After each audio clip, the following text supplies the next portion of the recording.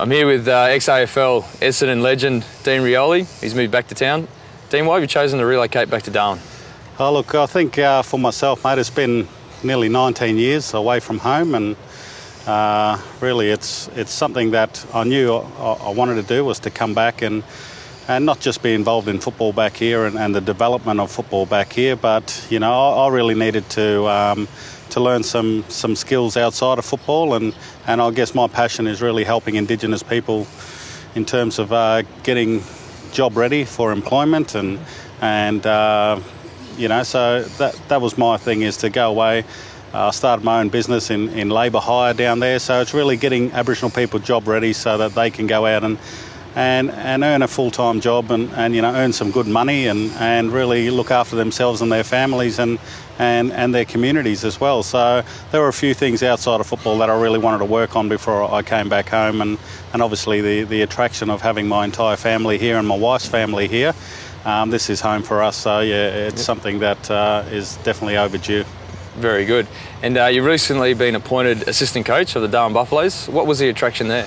Yeah, look, I guess my Uncle Morris, he came back and helped Waratahs, who were really struggling at that time, and my biggest thing was I always wanted to come back and help the bottom sides, and over the years, you know, a couple of years ago it was Nycliffe that I had my eyes on, and obviously their success this year means that I couldn't go there, and so for me the Darwin Buffaloes is someone that is a club that I really looked up to, the players that were there. Obviously being a St Mary's man growing up, I love the rivalry between St Mary's and Darwin, but at the moment, seeing them lose by the amount of points that they're losing by at the moment is just, it's not very good for the NTFL football. So I guess I'm trying to do my little bit in you know, my contacts down south and all the players that I've got access to down in Victoria, and also my knowledge on what I've learnt off, you know, the great Kevin Sheedy's and John Todd's, really bringing back and trying to help the Buffalo rebuild. It's not really about just on field, it's around the club as well, and how I can help and get that club back to really the powerhouse that they should be, because I think all sides in the competition love playing against Darwin.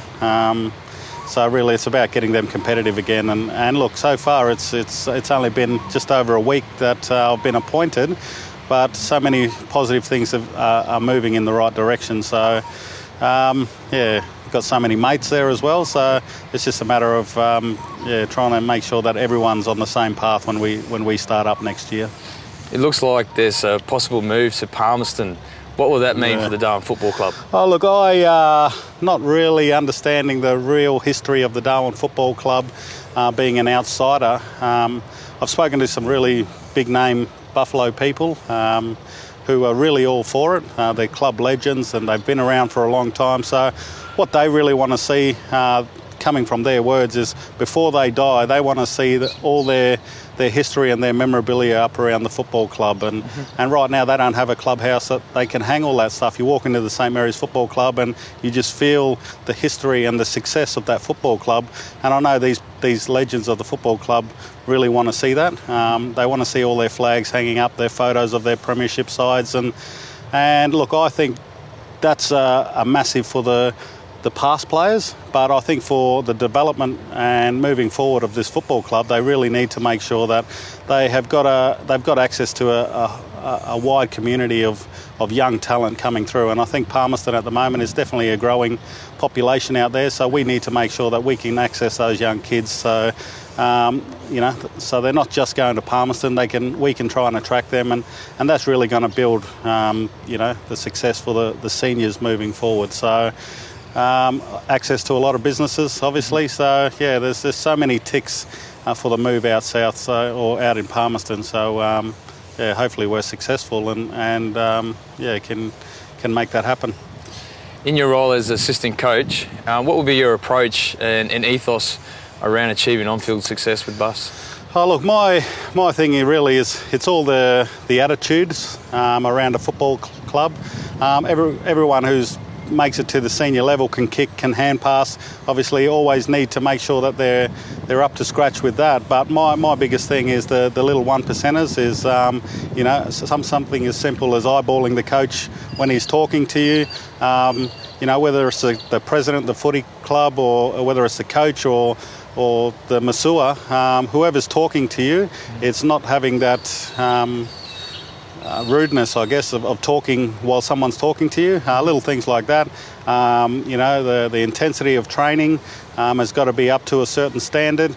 And really, it's about the aggression of the sport. The sport is a very physical sport, so you can't just go around kicking and handballing. You've got to learn to compete and win your own football and learn to tackle and wrestle and all these little minor things that really make the team as a whole a very competitive unit. And that's what I want to bring. And hopefully Mark's, what I hear of Mark, he's a very hard man as well, and that's what he expects. So I think with Mark and myself and now Warren Campbell, former St Mary's coach and North Melbourne player and South Fremantle Premiership player, he's come on as well as a assistant coach. So we've got a good coaching group, but we've got a young playing group, so that's our role now, is to really get these guys up to speed with being competitive against grown men and the really good sides of the competition. You really just have to make sure that you're physically up to competing against the good side. So that's what we'll be bringing to the football club.